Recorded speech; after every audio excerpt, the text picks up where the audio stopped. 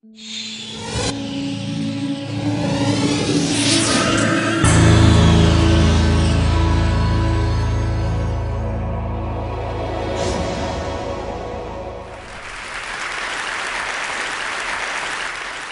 name is Joshua Walters. I'm a performer.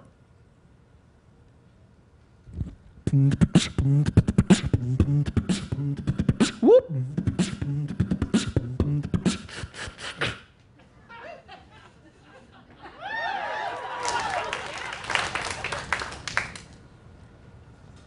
But as far as being a performer, I'm also diagnosed bipolar.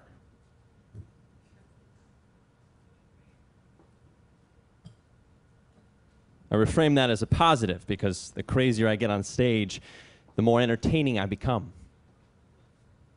When I was 16 in San Francisco, I had my breakthrough manic episode in which I thought I was Jesus Christ. Maybe you thought that was, scary, but actually, there's no amount of drugs you can take that can get you as high as if you think you're Jesus Christ. I was sent to a place, a psych ward. And in the psych ward, everyone is doing their own one-man show.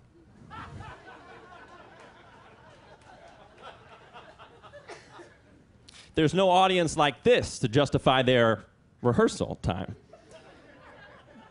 They're just practicing. One day they'll get here. Now, when I got out, I was diagnosed and I was given medications by a psychiatrist. Okay, Josh, why don't we give you some Zyprexa, okay? At least that's what it says on my pen.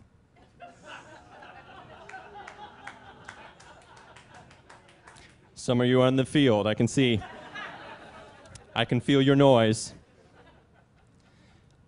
The first half of high school was the struggle of the manic episode, and the second half was the over-medications of these drugs, where I was sleeping through high school. The second half was just one big nap, pretty much, in class. And when I got out, I had a choice. I could either deny my mental illness or embrace my mental skillness. There's a movement going on right now to reframe mental illness as a positive, at least the hypomanic edge part of it. Now, if you don't know what hypomania is, it's like an engine that's out of control, maybe a Ferrari engine with no brakes. Many of the speakers here, many of you in the audience, have that creative edge, if you know what I'm talking about. You're driven to do something that everyone has told you is impossible. And there's a book, John Gardner wrote this book called The Hypomanic Edge, in which Christopher Columbus and Ted Turner and Steve Jobs and all these business minds have this edge to compete. A different book was written not too long ago in the mid-90s called Touch with Fire by K. Redfield Jamison, in which it was looked at in a creative sense, in which Mozart and Beethoven and Van Gogh all had this manic depression that they were suffering with. Some of them committed suicide. So it wasn't all the good side of the illness. Now, recently, there's been development in this field, and there was an article written in the New York Times, September 2010, that stated, it's just manic enough. Just be manic enough, in which investors were looking for entrepreneurs that had this kind of spectrum. If you know what I'm talking about. Not maybe full bipolar, but they were in the bipolar spectrum. Where on one side, maybe you think you're Jesus. And on the other side, maybe they just make you a lot of money. Your call, your call. And everyone's somewhere in the middle. Everyone's somewhere in the middle. So maybe,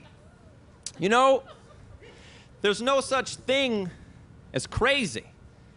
And being diagnosed with a mental illness doesn't mean you're crazy, but maybe it just means you're more sensitive to what most people can't see or feel. Maybe. No one's really crazy, but everyone is just a little bit mad.